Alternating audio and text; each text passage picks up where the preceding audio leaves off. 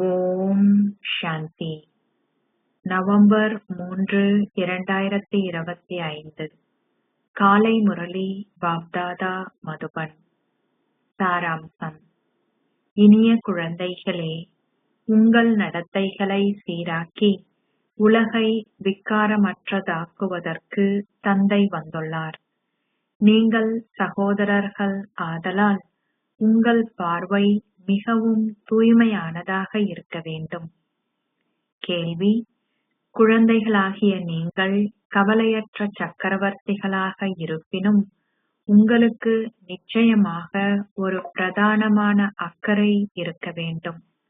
அந்த அக்கறை யாது? பதில்: தூய்மையற்றவரிலிருந்து எவ்வாறு தூய்மையாகுவது என்பதே பிரதான அக்கறையாகும். நீங்கள் தந்தைக்குரியவர்களாக இருப்பதால் நீங்கள் தந்தையின் முன்னிலையில் தண்டனையை அனுபவம் செய்வதாக இருக்கக்கூடாது. நீங்கள் தண்டனையிலிருந்து விடுவிக்கப்படுவதிலேயே அக்கறை கொண்டிருக்க வேண்டும்.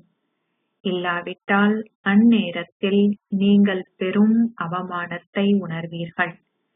நீங்கள் கவலையற்ற சக்கரவர்த்திகள். நீங்கள் அனைவருக்கும் தந்தையின் அறிமுகத்தை கொடுக்க வேண்டும்.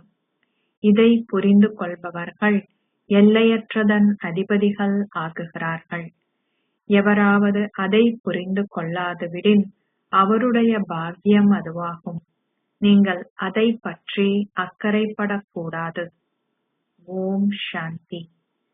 சிவன் என்னும் பெயருடைய ஆன்மீக தந்தை இங்கு அமர்ந்திருந்து தனது குழந்தைகளுக்கு விளங்கப்படுத்துகிறார்.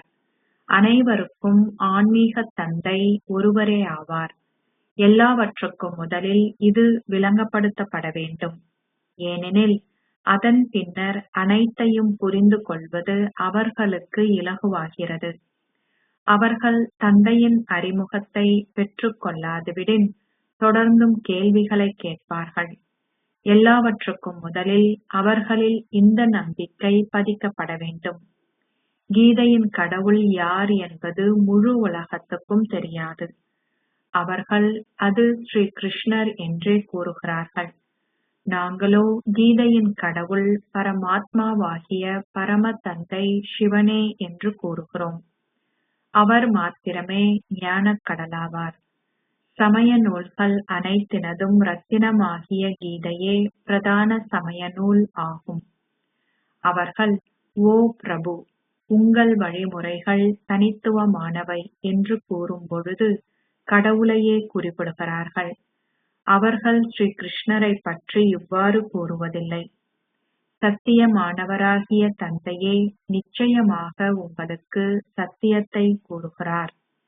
முதலில் உலகம் புதியதாகவும் சதோபிரதானாகவும் இருந்தது. இப்பொழுது உலகம் பழையதாகவும் தமோ பிரதானாகவும் இருக்கிறது. ஒரு தந்தையால் மாத்திரமே உலகை மாற்ற முடியும். அதை எவ்வாறு தந்தை மாற்றுகிறார் என்பதையும் நீங்கள் விளங்கப்படுத்த வேண்டும். ஆத்மாக்கள் சதோ பிரதானாக ஆகும் பொழுது மாத்திரமே சதோ பிரதான் உலகம் ஸ்தாபிக்கப்பட முடியும். எல்லாவற்றுக்கும் முதலில் குழந்தைகளாகிய நீங்கள் அகநோக்குடையவர்களாக இருக்க வேண்டும். நீங்கள் அதிகளவு பேசக்கூடாது. மக்கள் வந்து அதிகளவு படங்களை பார்க்கும் பொழுது தொடர்ந்தும் கேள்விகளை கேட்கிறார்கள். எல்லாவற்றுக்கும் முதலில் நீங்கள் ஒரு விஷயத்தை மாத்திரமே விளங்கப்படுத்த வேண்டும். அவர்கள் அதிகளவு கேள்விகளை கேட்பதற்கு எவ்விதத்திலும் இடமளிக்காதீர்கள். அவர்களிடம் கூறுங்கள், எல்லாவற்றுக்கும் முதலில் ஒரு விஷயத்தில் நம்பிக்கை வையுங்கள். பின்னர் நாங்கள் மேலும் விளங்கப்படுத்துவோம். பின்னர் அவர்களை 84 பிறவி சக்கர படத்துக்கு அழைத்து செல்லுங்கள். தந்தை கூறுகிறார், இவருடைய பல பிறவிகளின் இறுதி பிறவியில் நான் இவரில் பிரவேசிக்கிறேன்.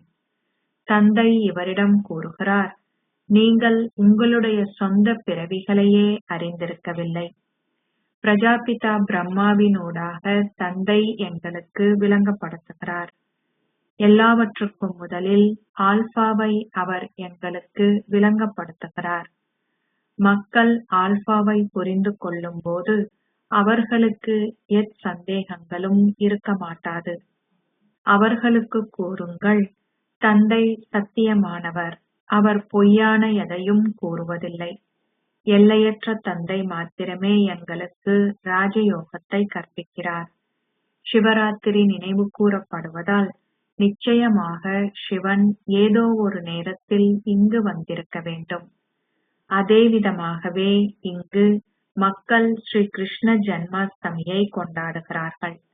அவர் கூறுகிறார், நான் பிரம்மாவினூடாக ஸ்தாபனையை மேற்கொள்கிறேன். அனைவரும் அந்த ஓர் அசரீரி தந்தையின் குழந்தைகள் ஆவார்கள். நீங்களும் அவருடைய குழந்தைகளே.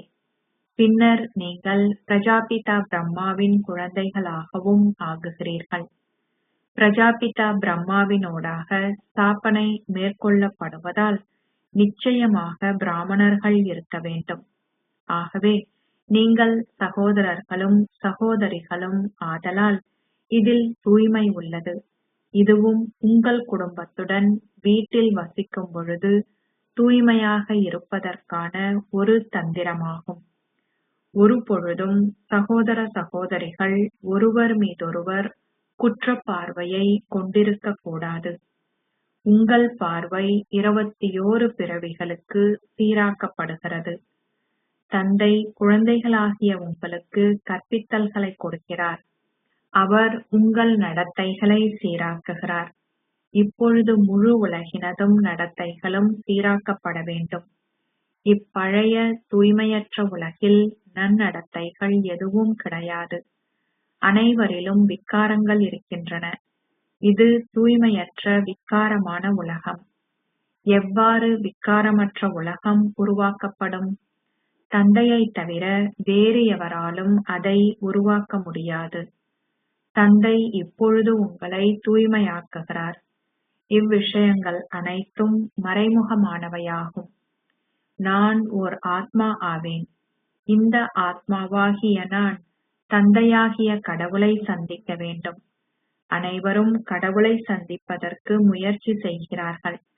கடவுளே அசரீரியானவர் ஆவார். பரமாத்மா மாத்திரமே விடுதலை அளிப்பவர், வழிகாட்டி என அழைக்கப்படுகிறார். ஏனைய சமயத்தவர்கள் விடுதலை அளிப்பவர் அல்லது வழிகாட்டி என எவரையும் அழைப்பதில்லை. பரமாத்மாவாகிய பரம தந்தை மாத்திரமே வந்து அனைவரையும் விடுதலை செய்கிறார். அதாவது அவர் தமோ பிரதானானவர்களை சதோ பிரதானாக மாற்றுகிறார். அவர் அனைவருக்கும் வழிகாட்டுகிறார். ஆகவே எல்லாவற்றுக்கும் முதலில் அவர்களின் புத்தியில் இந்த ஒரு விஷயத்தை பதியுமாறு செய்யுங்கள். அவர்கள் இதை புரிந்து கொள்ளாதுவிடின் அவர்களை விட்டுவிடுங்கள். அவர்கள் ஆல்பாவை புரிந்து கொள்ளாதுவிடின் எவ்வாறு அவர்களால் பீட்டாவினூடாக நன்மையடைய முடியும்? பதிலாக அவர்களை செல்லவிடுங்கள். நீங்கள் குழப்பமடையக் கூடாது. நீங்கள் கவலையற்ற சக்கரவர்த்திகள் ஆவீர்கள். அசுரர்களிடமிருந்து தடைகள் ஏற்படும். இந்த ஞானமே ருத்திர ஞான யாகமாகும். ஆகவே எல்லாவற்றுக்கும் முதலில் அனைவருக்கும் தந்தையின் அறிமுகத்தை கொடுங்கள். தந்தை கூறுகிறார், மன்மனா பவ். நீங்கள் செய்யும் முயற்சிக்கேற்ப ஓர் அந்தஸ்தை கோருகிறீர்கள். ஆதி சனாதன தேவி தேவதா தர்மத்தின் ராஜ்யம் ஸ்தாபிக்கப்பட்டு வருகிறது. லக்ஷ்மி நாராயணனின் வம்சம் உள்ளது. ஏனைய சமயத்தவர்கள் ஒரு வம்சத்தை ஸ்தாபிப்பதில்லை. தந்தை வந்து அனைவரையும் விடுதலை செய்கிறார். பின்னர் ஏனைய சமய ஸ்தாபகர்கள் தங்கள் சொந்த சமயத்தை ஸ்தாபிப்பதற்கு தங்களுக்குரிய நேரத்தில் வர வேண்டும். ஜனத்தொகை வளர வேண்டும். அனைவரும் தூய்மையற்றவர்கள் ஆக வேண்டும். தந்தைக்கு மாத்திரமே தூய்மையற்றவர்களை தூய்மையாக்கும் பணி இருக்கிறது. அம்மக்கள் ஒரு சமயத்தை ஸ்தாபிப்பதற்கே வருகிறார்கள். அதில் மகத்துவம் எதுவும் இல்லை. ஒரேயொருவரின் புகழே உள்ளது. அம்மக்கள் கிறிஸ்துவுக்காக அதிகளவை செய்கிறார்கள். கிறிஸ்துவ சமய ஆத்மாக்கள் அவரை தொடர்ந்தும் பின்பற்றுகிறார்கள். நீங்கள் அவர்களுக்கும் விளங்கப்படுத்த வேண்டும். தந்தையாகிய கடவுளே விடுதலை ஆக்குபவரும் வழிகாட்டியும் ஆவார். ஒரு தந்தை மாத்திரமே உங்களை துன்பத்திலிருந்து விடுதலை செய்கிறார். இக்கருத்துக்கள் அனைத்தையும் உங்கள் புத்தியில் மிக நன்றாக கிரகித்துக் கொள்ளுங்கள். ஒரேயொரு கடவுளே கருணை நிறைந்தவர் என அழைக்கப்படுகிறார். ஒரு மனிதர் கூட இன்னும் ஒருவருக்காக கருணை கொண்டிருப்பதில்லை. அவருடைய கருணை எல்லையற்றதாகும். ஒரு தந்தை மாத்திரமே அனைவர் மீதும் கருணை கொண்டிருக்கிறார். சத்திய யுகத்தில் அனைவருமே சந்தோஷமாகவும் அமைதி நிறைந்தவர்களாகவும் இருந்தார்கள். அங்கு துன்பத்தின் கேள்விக்கே இடமில்லை. குழந்தைகளாகிய நீங்கள் ஆல்பா பற்றி விளங்கப்படுத்தும் போது இந்த ஒரு விஷயத்தில் நம்பிக்கையை அவர்களில் பதிக்காது ஏனைய விஷயங்களுக்கு செல்லும் பொழுதே உங்கள் தொண்டை வறண்டு விடுகின்றது என நீங்கள் கூறுகிறீர்கள். எல்லாவற்றுக்கும் முதலில் நீங்கள் தந்தையின் அறிமுகத்தை கொடுக்க வேண்டும். ஏனைய விஷயங்களுக்குள் செல்ல வேண்டாம். அவர்களுக்கு கூறுங்கள், தந்தை சத்தியத்தை மாத்திரமே கூறுகிறார். தந்தை மாத்திரமே இவை அனைத்தையும் பிரம்மகுமார் பிரம்மகுமாரிகளாகிய எங்களுக்கு கூறுகிறார். அவரே இப்படங்கள் அனைத்தையும் உருவாக்கியவர். உங்களுக்கு இதை பற்றிய சந்தேகம் எதுவும் இருக்கக்கூடாது. சந்தேக புத்தி உங்களை விநாசத்துக்கு இட்டு செல்கிறது. எல்லாவற்றுக்கும் முதலில் உங்களை ஓர் ஆத்மாவாக கருதி தந்தையை நினைவு செய்வதனால் உங்கள் பாவங்கள் அழிக்கப்படும். வேறெந்த வழியும் இல்லை. ஒரு தந்தை மாத்திரமே தூய்மையாக்குபவர்.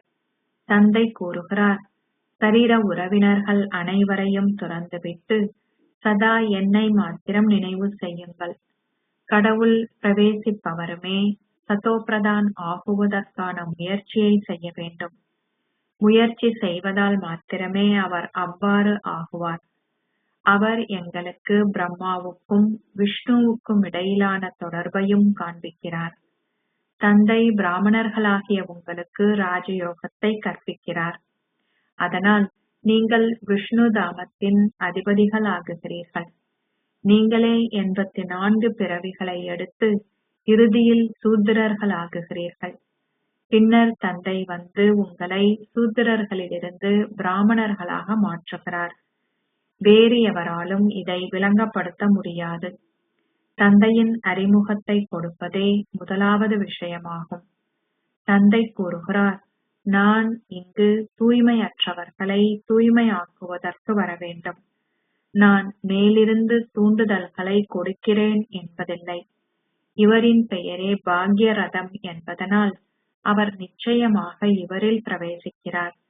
இது அவரின் பல பிறவிகளின் இறுதியானதாகும். பின்னர் அவர் சதோபிரதான் ஆகுகிறார். இதற்கான வழிமுறையை தந்தை உங்களுக்கு காண்பிக்கிறார். உங்களை ஓர் ஆத்மாவாக கருதி சதா என்னை மாத்திரம் நினைவு செய்யுங்கள். நான் மாத்திரமே சர்வ சக்திவான் ஆவேன். என்னை நினைவு செய்வதால் நீங்கள் சக்தியை பெறுவீர்கள். நீங்கள் உலக அதிபதிகள் ஆகுவீர்கள். அவர்கள் தந்தையிடமிருந்து தமது ஆஸ்தியை பெற்று லக்ஷ்மி நாராயணன் ஆகுகிறார்கள். அவர்கள் அதை எவ்வாறு பெற்றார்கள் என்பதை அவர் விளங்கப்படுத்துகிறார். அருங்காட்சியகங்களிலும் கண்காட்சிகளிலும் அவர்களுக்கு கூறுங்கள், முதலில் ஒரு விஷயத்தை புரிந்து கொள்ளுங்கள். அதன் பின்னர் ஏனைய தலைப்புகளுக்கு செல்லுங்கள். இதை புரிந்து கொள்வது மிகவும் அவசியம் என கூறுங்கள். இல்லாவிட்டால் உங்களால் துன்பத்திலிருந்து விடுபட இயலாது. இதில் உங்களுக்கு நம்பிக்கை ஏற்படும் வரையில் உங்களால் எதையும் புரிந்து கொள்ள இயலாது. இந்நேரத்தில் உலகம் சீரழிந்துள்ளது. தேவர்களின் உலகம் மிகவும் மேன்மையாக இருந்தது. இவ்விதமாக நீங்கள் விளங்கப்படுத்த வேண்டும். அவர்கள் எதையாவது புரிந்து கொண்டுள்ளார்களா அல்லது அவர்கள் அங்கு பித்து பிடித்த நபரை போன்று அமர்ந்திருக்கிறார்களா என பார்ப்பதற்கு நீங்கள் மனிதர்களின் நாடி துடிப்பை உணர வேண்டும். அவர்களுக்கு பித்து பிடித்திருப்பின் அவர்களை தனியே விட்டுவிடுங்கள். நீங்கள் உங்களுடைய நேரத்தை வீணாக்க கூடாது. யார் இந்த ஞானத்தில் தாகமாகவும் தகுதியானவராகவும் இருக்கிறார்கள் என்பதை இனங்காண்கின்ற ஒரு புத்தி உங்களுக்கு தேவை. இதை புரிந்து கொள்பவர்களின் முகங்கள் மாறும். எல்லாவற்றுக்கும் முதலில் அவர்களுக்கு சில நற்செய்திகளை கூறுங்கள். நீங்கள் எல்லையற்ற தந்தையிடமிருந்து ஓர் எல்லையற்ற ஆஸ்தியை பெறுகிறீர்கள். சில குழந்தைகள் நினைவு யாத்திரையில் மிகவும் பலவீனமாக இருக்கிறார்கள் என்பது பாபாவுக்கு தெரியும். தந்தையின் நினைவில் நிலைத்திருப்பதற்கு முயற்சி தேவை. இதிலேயே மாயை பல தடைகளை உருவாக்குகிறாள். இது நாடகத்தில் ஏற்கனவே நிச்சயிக்கப்பட்டுள்ளது. தந்தை இங்கமர்ந்திருந்து எவ்வாறு இந்நாடகம் ஏற்கனவே நிச்சயிக்கப்பட்டது என்பதை விளங்கப்படுத்துகிறார். உலகிலுள்ள மனிதர்கள் சிறிதளவேனும் எதையும் புரிந்து கொள்வதில்லை. நீங்கள் தந்தையின் நினைவில் நிலைத்திருந்து ஏனையோருக்கு விளங்கப்படுத்தும் பொழுது ஸ்திரத்தன்மையை பேணுவீர்கள். இல்லாவிட்டால் அவர்கள் உங்களின் குறைபாடுகளை சுட்டி காட்டியபடியே இருப்பார்கள். பாபா கூறுகிறார், நீங்கள் எந்த பெரும் சிரமங்களுக்கூடாகவும் செல்ல தேவையில்லை. ஸ்தாபனை நிச்சயமாக இடம்பெற வேண்டும். எவராலும் விதியை மாற்ற முடியாது. நீங்கள் உற்சாகமாக இருக்க வேண்டும். நாங்கள் தந்தையிடமிருந்து எங்கள் எல்லையற்ற ஆஸ்தியை பெறுகிறோம். தந்தை கூறுகிறார், சதா என்னை மாத்திரம் நினைவு செய்யுங்கள். அமர்ந்திருந்து பெருமளவு அன்புடன் விளங்கப்படுத்துங்கள். தந்தையை நினைவு செய்யும் பொழுது அன்பு கண்ணீர் சிந்த வேண்டும். ஏனைய உறவு முறைகள் அனைத்தும் கலியுகத்தினதாகும். இந்த உறவு முறை ஆன்மீக தந்தையுடனானதாகும். உங்களுடைய இந்த கண்ணீரே வெற்றி மாலையின் மணிகள் ஆகின்றன. மிக சிலரே அந்தளவு அன்புடன் தந்தையை நினைவு செய்கிறார்கள். உங்கள் எதிர்காலத்தை மேன்மையானதாக்குவதற்கு இயன்றவரை நேரத்தை ஒதுக்குங்கள். கண்காட்சிகளில் அதிகளவு குழந்தைகள் இருக்க வேண்டியதில்லை. அங்கு அதிகளவு படங்கள் வைத்திருக்கவும் வேண்டியதில்லை. முதற்தரமான படம் கீதையின் கடவுள் யார் என்பதாகும். அந்த படத்துக்கு அடுத்ததாக லக்ஷ்மி நாராயணனின் படத்தையும் பின்னர் ஏனியின் படத்தையும் வைத்திருங்கள். அவ்வளவுதான். அதிகளவு படங்களை வைத்திருக்க வேண்டியதில்லை. இயன்ற வரையில் குழந்தைகளாகிய நீங்கள் நினைவு யாத்திரையை அதிகரித்துக் கொள்ள வேண்டும். தூய்மையற்றவரிலிருந்து எவ்வாறு தூய்மையாகுவது என்பதே உங்களுக்கு இருக்க வேண்டிய பிரதான அக்கறையாகும்.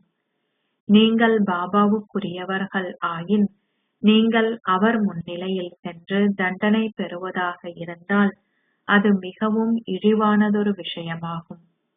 இப்பொழுது நீங்கள் நினைவு யாத்திரையில் நிலைத்திருக்காதுவிடின் தண்டனைக்குரிய நேரத்தில் நீங்கள் தந்தையின் முன்னிலையில் இருக்கும் பொழுது மிகவும் வெட்கப்படுவீர்கள். நீங்கள் தண்டனையை அனுபவிக்காமல் இருப்பதே நீங்கள் கொண்டிருக்க வேண்டிய மாபெரும் அக்கறையாகும். நீங்கள் ரூப்பும் வசந்தும் ஆவீர்கள். பாபா கூறுகிறார், நானும் ரூப்பும் வசந்தும் ஆவேன். நான் ஒரு சின்னஞ்சிறிய புள்ளியும் ஞான கடலும் ஆவேன். அவர் ஆத்மாக்களாகிய உங்களை இந்த ஞானம் முழுவதாலும் நிரப்புகிறார். உங்கள் புத்தியில் 84 பிறவிகளின் ரகசியங்கள் அனைத்தும் உள்ளன. நீங்கள் இந்த ஞானத்தின் ஸ்வரூபங்களாகி ஏனையோர் மீது இந்த ஞானத்தை பொழிகிறீர்கள். இந்த ஞான ரத்தினம் ஒவ்வொன்றும் மிகவும் பெருமதி வாய்ந்ததாகும். எவராலுமே இவற்றுக்கு விலை நிர்ணயிக்க முடியாது. இதனாலேயே தந்தை கூறுகிறார், நீங்கள் பல மில்லியன் மடங்கு பாக்கியசாலிகள். உங்கள் பாதங்களில் தாமரை ஓர் அடையாளமாக சித்தரிக்கப்பட்டுள்ளது. எவராலும் இதை புரிந்து கொள்ள முடியாது. மக்களுக்கு பதம் பதி பல் கோடீஸ்வரர்கள் என்னும் பெயர் உள்ளது. இப்பெயர் உள்ளவர்களிடம் பெருமளவு செல்வம் உள்ளது என ஏனையோர் நினைக்கிறார்கள். பதம்பதி என்னும் குடும்ப பெயரும் உள்ளது. தந்தை அனைத்தையும் விளங்கப்படுத்துகிறார். பின்னர் அவர் கூறுகிறார், தந்தையையும் 84 பிறவி சக்கரத்தையும் நினைவு செய்வதே பிரதான விஷயமாகும். இந்த ஞானம் பாரத மக்களுக்கானதாகும். நீங்களே 84 பிறவிகளை எடுப்பவர்கள். இதுவும் புரிந்து கொள்ளப்பட வேண்டிய விஷயமாகும். சந்நியாசிகள் போன்ற எவரும் சுயதரிசன சக்கரதாரிகள் என அழைக்கப்படுவதில்லை. தேவர்களை கூட அவ்வாறு அழைக்கக்கூடாது. தேவர்களிடம் இந்த ஞானம் இல்லை. அவர்களிடம் கூறுங்கள், எங்களிடம் இந்த ஞானம் முழுவதும் உள்ளது. லக்ஷ்மி நாராயணனிடமும் இந்த ஞானம் இல்லை. தந்தை விளங்கப்படுத்துகின்ற அனைத்தும் மிக சரியானவையாகும். இந்த ஞானம் மிகவும் அற்புதமானதாகும். நீங்கள் மிகவும் மறைமுகமான மாணவர்கள். நீங்கள் ஒரு பல்கலைக்கழகத்துக்கு செல்வதாகவும் கடவுள் உங்களுக்கு கற்பிப்பதாகவும் நீங்கள் கூறுகிறீர்கள். உங்களுடைய இலக்கும் லட்சியமும் என்ன? நாங்களே அவர்கள் லக்ஷ்மியும் நாராயணனும் ஆகுகிறோம். மக்கள் இதை கேட்கும் பொழுது வியப்படைவார்கள். நீங்கள் கூறுகிறீர்கள், நாங்கள் எங்கள் தலைமை அலுவலகத்துக்கு செல்கிறோம். நீங்கள் எதை கற்கிறீர்கள்? சாதாரண மனிதர்களிலிருந்து தேவர்களாக மாறுவதற்கும் பிச்சைக்காரர்களிலிருந்து இளவரசர்களாகுவதற்கும் நாங்கள் கற்கிறோம். உங்கள் படங்கள் முதற்தரமானவையாகும். இந்த செல்வம் தகுதியானவர்களுக்கே தானம் செய்யப்பட வேண்டும். நீங்கள் எங்கு தகுதியானவர்களை கண்டுபிடிப்பீர்கள்?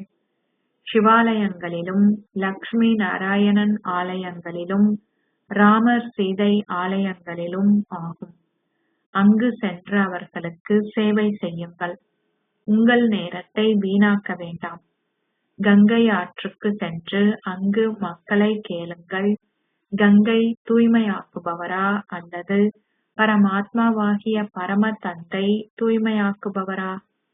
இந்த நீர் அனைவருக்கும் சர்க்கதியை அளிக்குமா அல்லது எல்லையற்ற தந்தை அதை செய்வாரா? உங்களால் இதை மிக நன்றாக விளங்கப்படுத்த முடியும். மக்களுக்கு உலக அதிபதிகள் ஆகுவதற்கான வழியை காண்பியுங்கள். மனிதர்களுக்கு இதை தானம் செய்து சித்திகளை போன்றோரை வைரங்களாகவும் உலக அதிபதிகளாகவும் ஆக்குங்கள். பாரதம் உலக அதிபதியாக இருந்தது. உங்கள் பிராமண குலம் தேவர்களினுடையதை விடவும் உயர்வானதாகும். தான் மட்டுமே தந்தையின் ஒரேயொரு அன்பிற்கினிய புதல்வன் என்பதை இந்த பாபா புரிந்து கொள்கிறார். பாபா என்னுடைய இந்த சரீரத்தை கடனாக பெற்றுள்ளார். உங்களை தவிர வேறு எவராலும் இவ்விஷயங்களை புரிந்து கொள்ள இயலாது. பாபா எனது ரதத்தை ஓட்டுகிறார். நான் பாபாவை எனது தோள்களில் இருத்தியுள்ளேன். அதாவது சேவை செய்வதற்காக நான் இச்சரீரத்தை பாபாவுக்கு கொடுத்துள்ளேன். அவர் அதற்கு அதிகளவு பிரதிபலன்களை கொடுக்கிறார். அவர் என்னை அனைவரிலும் உயர்வானவராக்கி என்னை அவருடைய தோள்களில் இருத்துகிறார்.